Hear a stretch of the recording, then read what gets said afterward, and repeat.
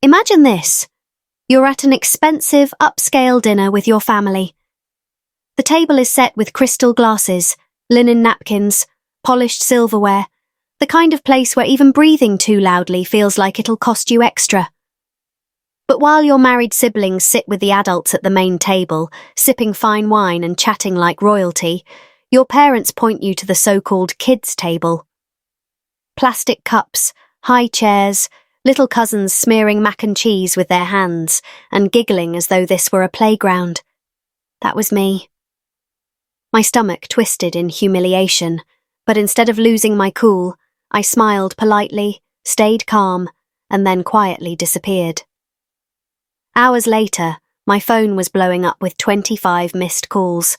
My entire family was in a panic. If you've ever been underestimated, disrespected, or treated like you don't belong, even by your own family, then you'll understand exactly why this story matters. So, hit that like button, subscribe if you haven't already, and get ready to hear one of the most unexpectedly satisfying revenge stories I've ever told. It started with an invitation. My parents had arranged this elegant dinner at a fine dining restaurant. You know the type. Dim lighting, a soft piano playing in the corner, waiters gliding across the room with bottles of wine worth more than a week's paycheck. The kind of place where menus don't list prices, because if you have to ask, you probably shouldn't be there. My parents were so proud of themselves for booking it, as though this single dinner was going to present us to the world as the perfect, united family. I was actually excited. I thought maybe, just maybe, I'd be treated like an equal. My siblings are all married, settled down with their shiny rings and their picture-perfect spouses, while I'm still single, hustling, figuring life out. But I thought tonight wasn't about comparisons or judgment. Tonight was supposed to be about family. But the second I arrived, that illusion shattered. My mum greeted me with a smile, but it was too wide, too forced, the kind of smile you know hides something sharp beneath it. My dad gave me a polite nod, nothing more. My siblings were already seated comfortably at the main table, chatting away like they were members of some exclusive club. And then my mum gestured with her hand. "There's your seat, sweetheart," she said, her voice dripping with false cheer. I froze. Where she pointed wasn't the main table at all. It was a smaller, round table shoved into the corner. The surface was littered with booster seats, plastic cups, and crayons scattered across cheap paper placemats. In the middle, instead of a candle or flowers, sat a jar of Play-Doh. It was the children's table. My nieces and nephews were already there, laughing, one of them with pasta sauce smeared across his cheeks like war paint. I blinked and asked, "Wait, seriously?" My dad chuckled like it was the most natural thing in the world. "Oh, don't make a fuss. It's just for tonight. You're not married, so we figured you'd be more comfortable with the kids." Comfortable. At a table where the highlight was colouring books and plastic cutlery. I felt my throat tighten. 100 sharp retorts rose in my chest, but I swallowed them down. I forced a smile, sat at the table, and pretended everything was fine. But inside, I was burning. Every laugh from the main table stabbed at me like a knife. My siblings toasted with glasses of wine, while I sipped apple juice from a plastic cup with a bendy straw. Their conversations floated over, full of big adult words about promotions, house renovations, European vacations with their spouses. Meanwhile, at my table, a 5-year-old leaned over and asked if I knew how to draw a dinosaur. I smiled and picked up a crayon, but the humiliation gnawed at me with every passing minute. I caught glimpses of strangers at nearby tables watching us, whispering, laughing. They saw a fully grown adult sitting among children, sipping juice and drawing dinosaurs. And my own family acted like it was completely normal, like I wasn't even there. My heart pounded in my chest. My palms were clammy against the cheap paper tablecloth. My thoughts spiraled. Is this how they really see me? Just a child, less than them, not worth a seat at the adult table. The anger built, but I didn't lash out. I didn't cry. I didn't even argue. Instead, halfway through dinner, while everyone was busy clinking glasses and sharing inside jokes I was excluded from, I quietly stood up. No scene, no drama, no confrontation. I just pushed in my chair, walked toward the door, and left. The restaurant doors swung shut behind me, and suddenly the night air hit my face. Cool, refreshing, freeing. A wave of relief washed over me, drowning out the humiliation I had just endured. For the first time that evening, I could breathe. But I didn't go home. No, that would have been too easy, too predictable. Instead, I slipped my phone out of my pocket, pressed the power button, and turned it off. Complete silence. Disappearing.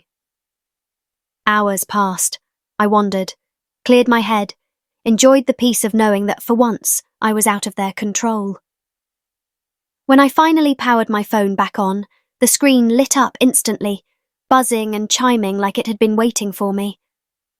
25 missed calls, dozens of unread texts, messages from my mum, my dad, my siblings, panic written all over their words. Where are you? Are you safe? Call us back right now. My lips curled into a smile. For the first time that night, it wasn't forced. You see, by vanishing, I flipped the script entirely. They had treated me like a child, powerless, voiceless, someone who should sit at the kiddie table and just accept it. But the second I walked out and shut off my phone, I held all the power. They didn't know if I was angry, hurt, or in danger. And that silence, that uncertainty, it ate them alive. I pictured them back at that pristine adult table, the atmosphere turning sour. My mum's fake smile finally cracking, my dad pacing, my siblings whispering nervously. Did we go too far? Did we humiliate them? Every second they didn't know where I was, the guilt pressed heavier on their shoulders. And the best part? I didn't have to lift a single finger.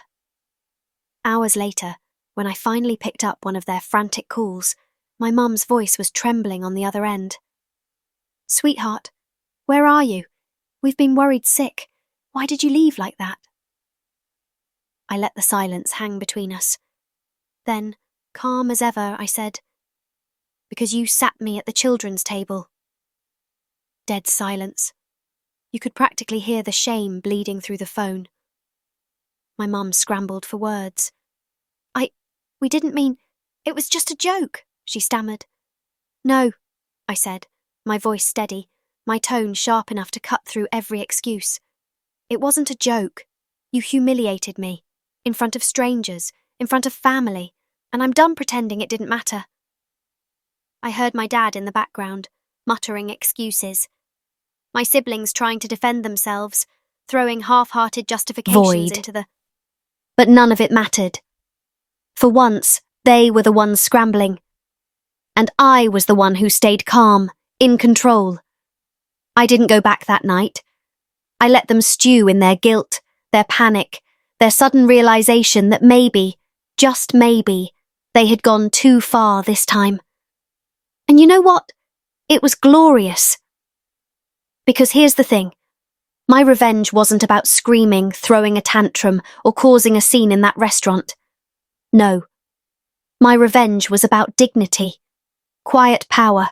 By walking out, I robbed them of their little joke. By ignoring their desperate calls, I forced them to sit in the discomfort of their own actions. And when I finally spoke, I gave them a truth so blunt, so undeniable, they couldn't laugh it off. The image of their panic, 25 missed calls, frantic texts, voices dripping with guilt. That was my payoff. And it was sweeter than any confrontation at that dinner table ever could have been.